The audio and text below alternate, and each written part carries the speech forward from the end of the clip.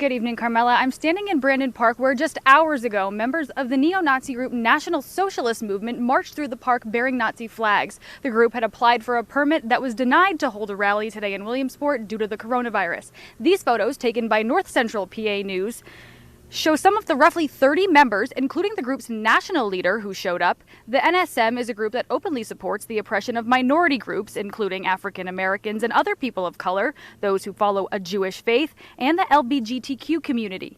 They captured national attention after a 2017 rally in Charlottesville, Virginia that left a woman dead.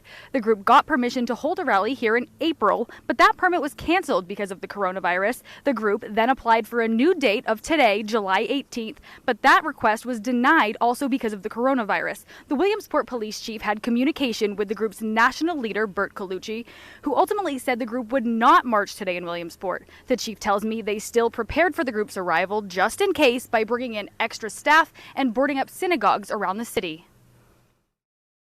They are well aware that the permit was denied and they came to protest anyway.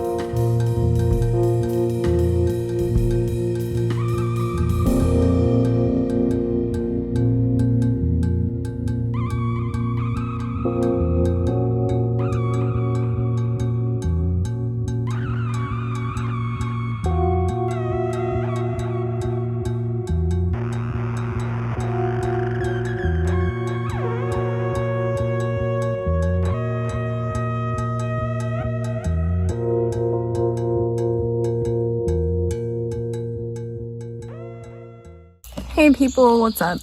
Psyche. So,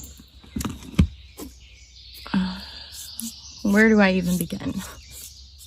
You're just a sheep, and when you come to me, and you've been my friend for years and years and years, and you know and you've seen exactly what Antifa has done to me and my life and my family and my livelihood, my ways to make a living, everything. The economical, mental impacts that they have had on my life is just, it's disgusting. And for you people to be in my inbox trying to tell me that I need to do better and be a good Christian and be a Antifa sympathizer and all that, no, go fuck yourself, because Minister Psyche Invictus isn't playing into any of that. All right, so I've really been wanting to say that for a while and get that off of my chest.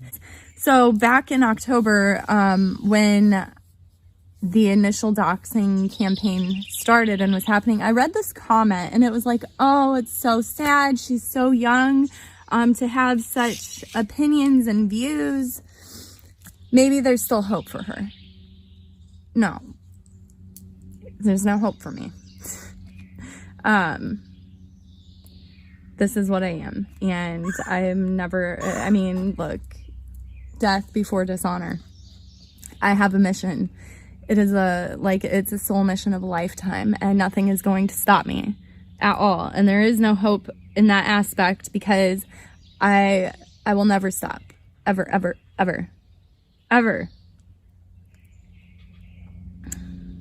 And I damn sure won't be friends with any Antifa people. So, I feel a lot better now. A group of demonstrators took to a park in Williamsport to spread messages of equality and justice after a group of neo-Nazis marched in the same spot a day prior. Their efforts are our top story here on Newswatch 16 at 6. Good evening, and thank you for joining us. I'm Elizabeth Worthington. We begin tonight in Williamsport, where protesters gathered to reclaim Brandon Park one day after a group of neo-Nazis marched through bearing Nazi flags. Newswatch 16's Britt Purdy has a look at the nonviolent protests that spread much farther than the park.